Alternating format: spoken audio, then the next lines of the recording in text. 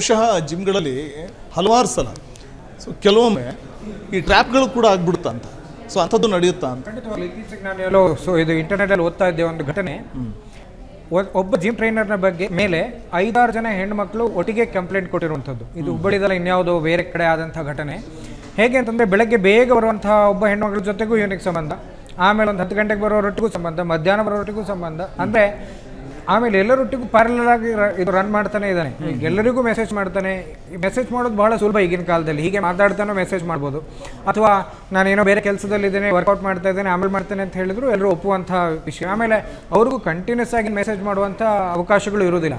So ಹೀಗಿದ್ದಾಗ ಎಷ್ಟೋ ಸರ್ತಿ ಏನಾಗ್ತದೆ, ಜಿಮ್ ಟ್ರೈನರ್ಸ್ ಪ್ಯಾರಲಲ್ ಆಗಿ ಎಲ್ಲ ಒಂದಷ್ಟು ಜನರೊಟ್ಟಿಗೆ ಇದು ರಿಲೇಷನ್ಶಿಪ್ಪನ್ನು ಇಟ್ಕೊಂಡು ಅವರಿಂದ ಆಮೇಲೆ ನನಗೊಂದು ಈ ಹಣದ ವಿಚಾರವಾಗಿ ಇವರು ಶ್ರೀಮಂತರು ಅಂತ ಯಾರನ್ನು ಹೇಳಿದ್ರು, ಅಂಥ ಸಂದರ್ಭದಲ್ಲಿ ಇವ್ರ ಹತ್ರ ಹಣವನ್ನು ವಂಚನೆ ಮಾಡಿರುವಂಥದ್ದು. ನನಗೆ ಇಷ್ಟು ದುಡ್ಡು ಬೇಕು, ಏನೋ ಅರ್ಜೆಂಟ್ ಪೇಮೆಂಟ್ ಇದೆ, ನನಗೊಂದು ಬೈಕ್ ಕೊಡಿಸಿ, ನಾನು ಚೆನ್ನಾಗಿ ಕಾಡಬೇಕಲ್ಲ, ನಿಮ್ಮ ಬಾಯ್ ಫ್ರೆಂಡ್ ಅಂತ ಅನ್ಸ್ಕೊಂಡವನು ಒಳ್ಳೆ ವೆಹಿಕಲಲ್ಲಿ ಹೋಗಬೇಕಲ್ಲ ಅಂತ ಈ ಥರದ ಡಿಮ್ಯಾಂಡ್ಗಳನ್ನಿಟ್ಟು ತಮಗೆ ಬೇಕಾದಂಥ ವಿಷಯಗಳನ್ನು ಪಡ್ಕೊಂಡಂಥ ನಿದರ್ಶನಗಳು ಇದೆ.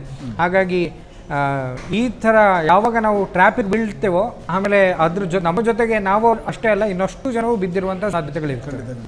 ಕ್ಷಣ ಕ್ಷಣದ ಸುದ್ದಿಗಳಿಗಾಗಿ ಫ್ರೀಡಂ ಟಿವಿ ಸಬ್ಸ್ಕ್ರೈಬ್ ಮಾಡಿ, ಲೈಕ್ ಮಾಡಿ ಹಾಗೂ ಫಾಲೋ ಮಾಡಿ.